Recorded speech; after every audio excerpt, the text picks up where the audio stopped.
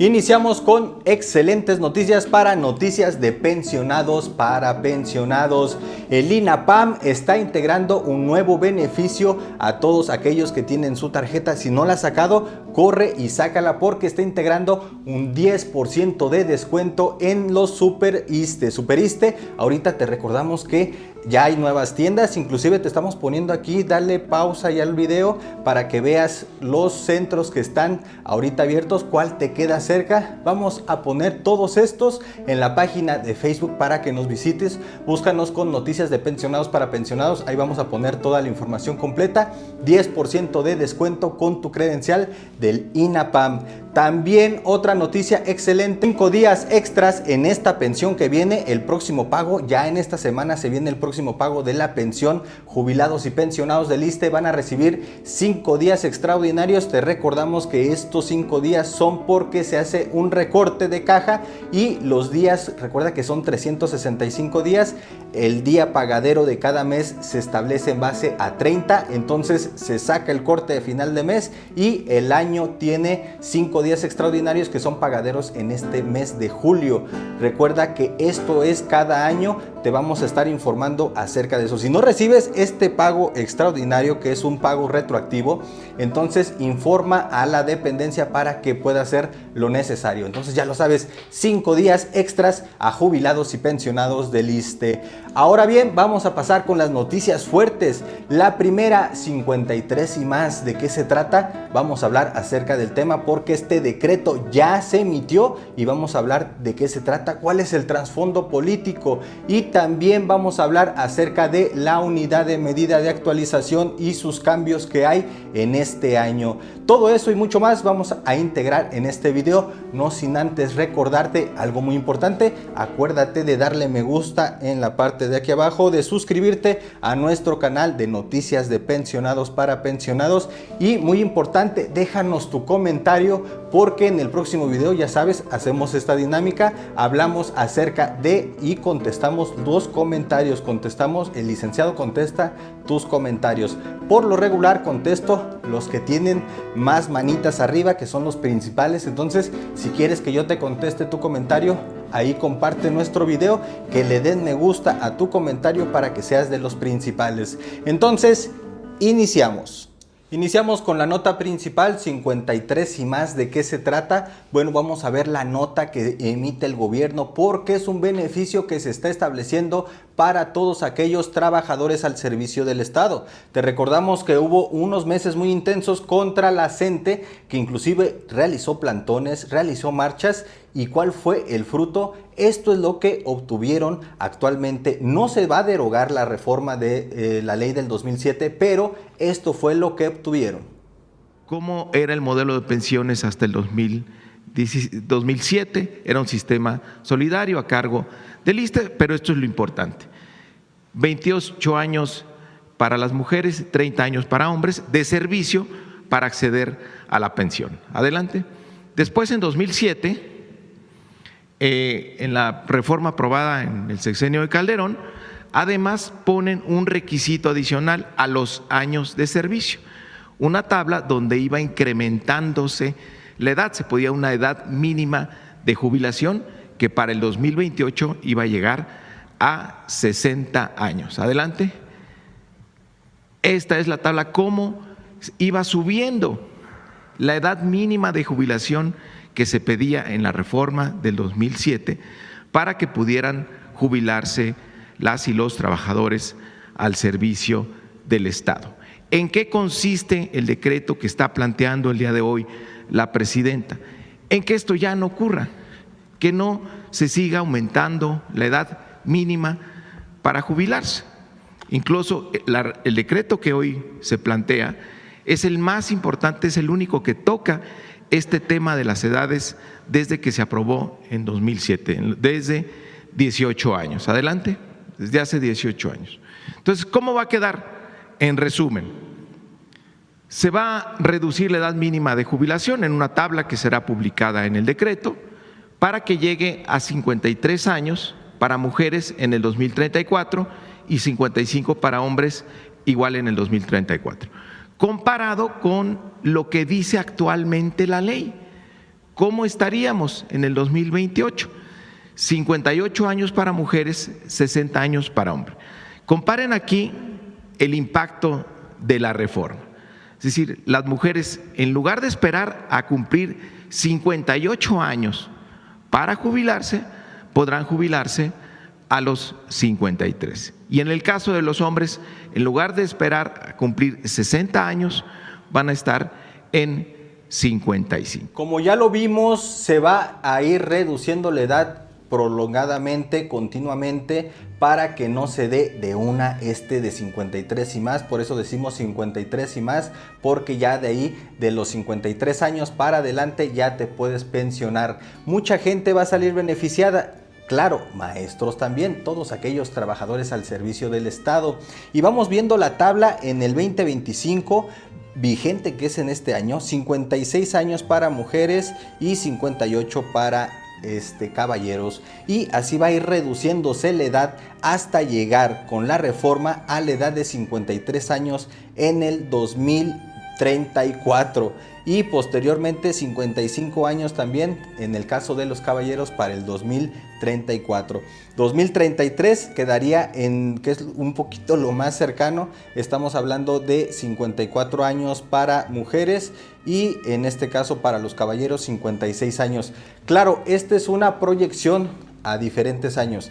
En este caso, este decreto del ISSSTE puede ser modificado mediante algunos procesos de reforma, algunos otros decretos que se puedan meter, porque realmente este decreto que se está emitiendo no viene a un beneficio a corto plazo. Sí establece un amarillismo político de establecer que 53 y más, 53 años para poderse pensionar, y mucha gente dice, oye, ¿de qué se trata? Pues sí, pero en el 2034. En el 2034 te voy a decir algo. En el 2034 ya el gobierno que está ahorita, bueno, pues ni va a estar, la gente que está ahorita en gobierno tampoco va a estar, posiblemente haya un cambio de gobierno, posiblemente no, bueno, inclusive, me atrevo a decir ahorita con la guerra de Irán, a lo mejor ya ni está el mundo para el 2034. Ahí táchenme de alarmista, pero bueno, es una proyección que se hace del 2025 al 2034, prácticamente una proyección de 10 años. Entonces, ¿tú qué piensas al respecto con esto de 53 y más? ¿Es el dedo en la boca, en este caso, a la gente? Ahora vamos a pasar con la unidad de medida de actualización, ¿Y qué es lo que vamos a utilizar para poder hablar de este tema? El que está viendo este tema ya no podemos hablar lo mismo de siempre, de decir la reforma del 2016 se implementó, todo el que ve este tema es porque ya sabe todo lo que hemos hablado a lo largo de varios videos, ya sabe que está mal aplicado, está en contra, qué pasó con la derogación y todo eso. Bueno, de antemano te digo que no hay ningún movimiento. No, el gobierno dice no van a derogar la reforma de la unidad de medida de actualización, no la van a derogar, la van a dejar. Hay una afectación en este caso a los pensionados, jubilados y pensionados, ex trabajadores al servicio del Estado, no les importa, en pocas palabras, no les importa. ¿Por qué? Porque no es un costo político que puedan asumir. Pero lo que sí es cierto es que ahorita con el movimiento que hubo en la Suprema Corte de Justicia de la Nación, la ventanilla que se puede utilizar es que el jubilado y pensionado pueda acceder por medio de un procedimiento judicial. Te recordamos que un procedimiento judicial no es un trámite, no es yo inicio ahorita y en 3 meses ya tengo respuesta, no es un trámite. Una cosa es un proceso judicial y otra cosa es un trámite. Un trámite van escalonados, van con el número 1, el número 2, el número 3, y en un proceso judicial implican muchos factores. Entonces, lo que sí es cierto es que un proceso judicial, tú lo sabes, que nos ves ahí en los videos, es un proceso largo. No es cortito, es un proceso largo mediante el cual se van emitiendo, porque el derecho es cambiante, se van emitiendo procesos y procedimientos que van cambiando dentro del espectro jurídico que se maneja. Ahora bien, ¿qué movimiento puede haber? Que se emita un criterio jurisprudencial fijo, obligatorio para todos. ¿Por qué? porque hay muchos criterios jurisprudenciales que no son vinculantes, que se pueden aplicar discrecionalmente. Entonces es lo que vamos a ver ahorita, cómo está actualmente el criterio de la Suprema Corte de Justicia para la aplicación de la UMA en las pensiones. Entonces vamos a ver aquí, junto conmigo, vamos a ver cómo va esta aplicación. Pusimos como dato ahí dentro del semanario UMA, la unidad de medida de actualización, y podemos ver que está aplicado dentro de diferentes situaciones que va del Estado. Aquí podemos ver que pensión por cesantía en edad avanzada, este es un criterio del 2024, debe de cuantificarse en base a la UMA. Se sigue aplicando la UMA dentro de las pensiones. Expedición de copias certificadas, derechos de cuota, indemnización, desindexación. Este es muy importante, es del 2024, de las últimas que se han estado emitiendo. Desindexación del salario mínimo. La reforma constitucional en la materia no establece una regla absoluta de sustitución de salario mínimo por la unidad de medida de actualización UMA, sino una regla de juicio aplicable caso por caso. Este es un criterio que ahorita estamos utilizando, mediante el cual establecemos que cada caso es diferente, como lo establece este criterio jurisprudencial, y por lo tanto no se debe de utilizar la generalidad de los criterios que perjudican. Hay que ver cada caso en particular. Y yo sé que muchas veces va a decir, ay, sí, licenciado, pero recuerden que todos los ministros, los magistrados, son tienen una independencia para emitir sus sentencias. ¿Qué quiere decir con esto? Que no tienen que estar siguiendo todos una misma regla. Entonces, ¿se puede aplicar? Claro que se puede aplicar.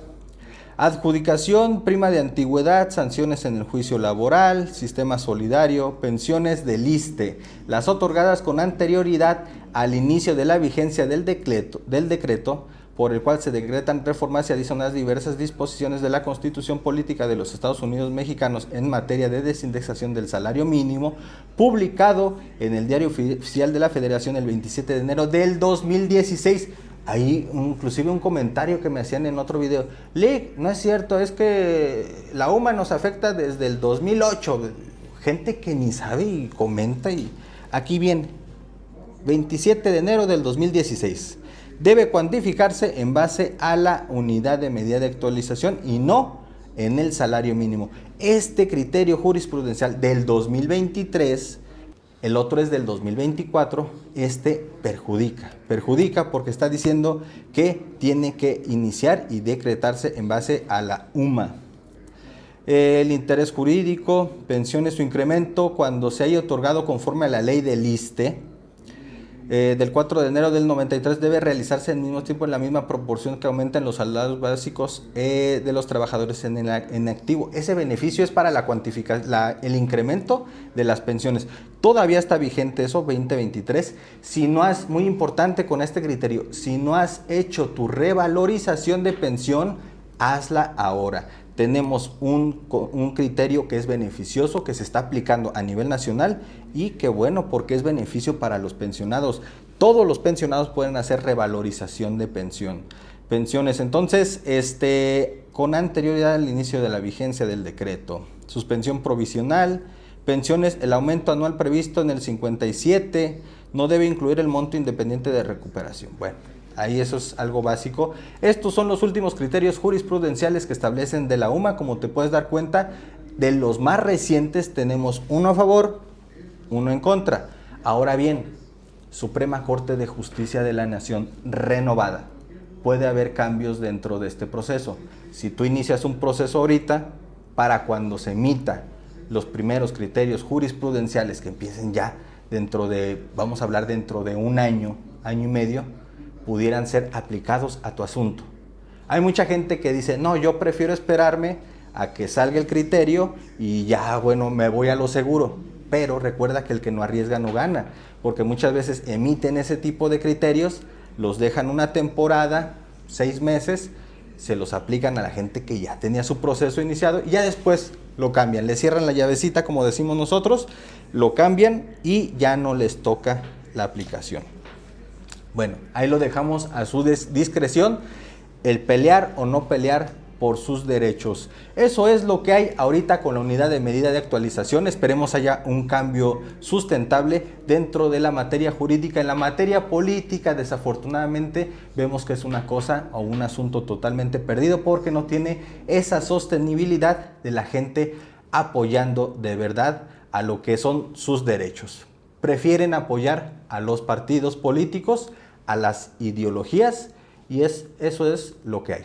Entonces, bueno, con esto finalizamos nuestro video. Recuérdalo muy bien. En el próximo video vamos a hablar acerca de los comentarios de este video. Déjanos tu comentario en la parte de aquí abajo y comparte nuestro video para que tu comentario sea de los primeros en contestar.